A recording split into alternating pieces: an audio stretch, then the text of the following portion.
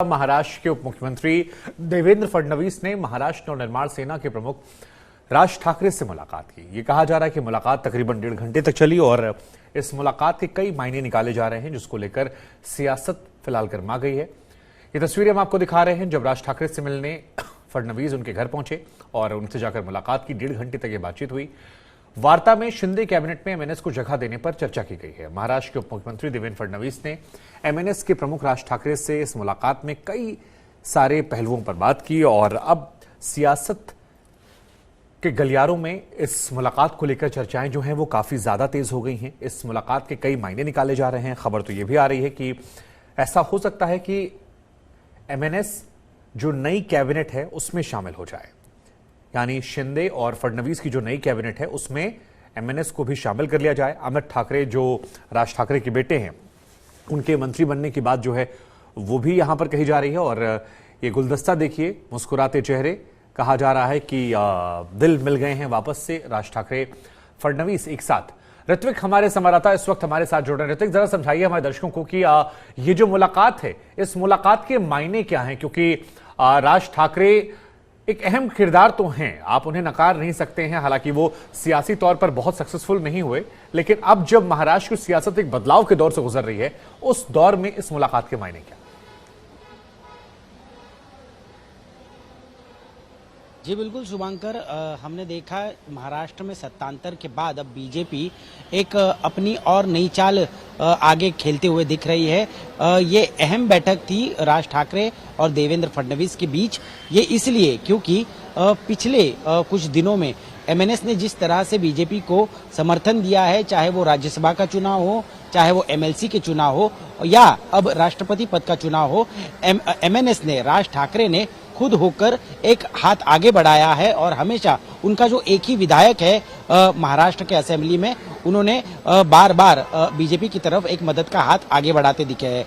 अब बारी है उनको वापस से कंपनसेट करने की। शायद बताया जा रहा है कि बीजेपी की तरफ से कैबिनेट बर्थ ऑफर की जा सकती है एमएनएस को, और एमएनएस का जो कि एक ही विधायक है वो हमें महाराष्ट्र की नई सरकार में मंत्री के तौर पर दिखाई दिया जा सकता है। लेकिन अटकलें ये भी लगाई जा रही थी कि क्या राज ठाकरे के बेटे अमित ठाकरे, जो कि अब सक्रिय हो गए हैं राजनीति में, शायद वो आदित्य ठाकरे के बाद एक और ठाकरे के रूप में मंत्रिमंडल में हमें दिखाई दे। लेकिन राज ठाकरे ने ऑफ रिकॉर्ड बात करते हुए मीडिया से इस बात को सिरे से नकार दिया है और इस बात को खारिज कर दिया है। लेकिन इस पर अभी भी कोई स्पष्टता नहीं है कि कौन सा मंत्री पद दिया जाएगा, किस तरह से एमएनएस को अकोमोडेट किया जाएगा। साथ ही साथ आगामी जो चुनाव महाराष्ट्र में होने वाले हैं, चाहे वो स्थानीय निकाय चुनाव हो या मुंबई महानगर पालिका, जो कि सबसे बड़ी बीएमसी मानी जाती है, कॉरपोरेशन माना जाता है देश का, जिसमें 30 सालों से शिवसेना का राज है, उसको कहीं ना कहीं धक्का देने के लिए बीजेपी एमएनएस का इस्तेमाल कर सकती है, उनसे फिर से मदद ले सकती है। और उसी के चलते अब ये बैठक जो है, ये बैठक जो कि 1.5 घंटे तक चली, प्राथमिक चर्चा इस बैठक में हुई है। और आने वाले दिनों में किस तरह से रणनीति बनेगी, कौन किसका साथ देगा और कौन किसको फायदा पहुंचाएगा, ये तो आने वाला वक्त ही बताएगा। शुभांकर, नहीं, अब जरा आप देखिए, ये बताइए कि राज ठाकरे का आपने खुद कहा कि उनके पास सिर्फ एक विधायक है। ऐसे में अगर केवल एक विधायक है तो ये बड़े पैमाने पर कैसे बीजेपी को फायदा होगा और बीजेपी की लंबी रणनीति क्या? क्योंकि कई लोग ये कह रहे हैं, पॉलिटिकल समझ रखने वाले, कि बीजेपी जब शिवसेना टकराव में चल रही है तो उसका एक विकल्प देना चाहती है, कि राज ठाकरे में वो एग्रेशन भी है, वो हिंदुत्व की बात भी करते आए हैं, हनुमान चालीसा को लेकर सुर्खियों में भी आए थे और ठाकरे सरनेम भी जुड़ा हुआ है। तो लिहाजा अगर शिवसेना को तोड़ना है तो इनको आगे करना जरूरी हो जाए। जी बिल्कुल शुभांकर, क्योंकि अब एक ठाकरे ब्रांड को कहीं ना कहीं नुकसान पहुंचाया है बीजेपी ने, तो साथ ही साथ वो दूसरे ठाकरे को इस ठाकरे के सामने खड़ा करना चाहते हैं। ठाकरे बनाम ठाकरे की राजनीति कर वो कहीं ना कहीं शिव सैनिक और जो मराठी मानुस के मुद्दे को समर्थन देते हैं, उन सारे वोटर्स को भी वो खोना नहीं चाहते। और इसी मराठी मानुस को साथ में लेने के लिए एक नया ब्रांड ठाकरे तैयार करने की कोशिश बीजेपी से दिख रही है। पिछले कुछ दिनों में हमने देखा है, हालांकि राज ठाकरे एक बहुत ही प्रभावी वक्ता है, एक बहुत ही कैरिस्मेटिक लीडरशिप है, लेकिन इलेक्टोरल पॉलिटिक्स में उन्हें कहीं ना कहीं फेलियर ही मिलता आ रहा है। अब उन्हें जरूरत है इस फेलियर को किस तरह से कन्वर्ट करे और सक्सेस में बदले, जिसके लिए बीजेपी उन्हें मदद कर सकती है।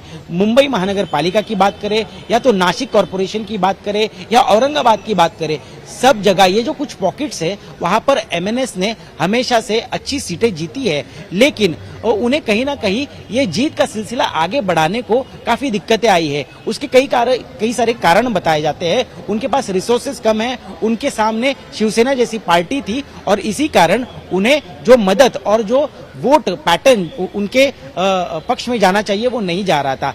अब ऐसा लग रहा है कि बीजेपी जब मदद का हाथ आगे बढ़ाएगी तब जाकर ग्राउंड पर, ग्रासरूट लेवल पर जो शिवसेना के वोटर है उनको कहीं ना कहीं डेविएट करने में भाजपा जो है एमएनएस को मदद कर सकती है। और अगर ये वोट इकट्ठा होकर बीजेपी को मिलते हैं तो शिवसेना को बहुत बड़ा नुकसान होगा और इसका एमएनएस को भी बिल्कुल फायदा होगा।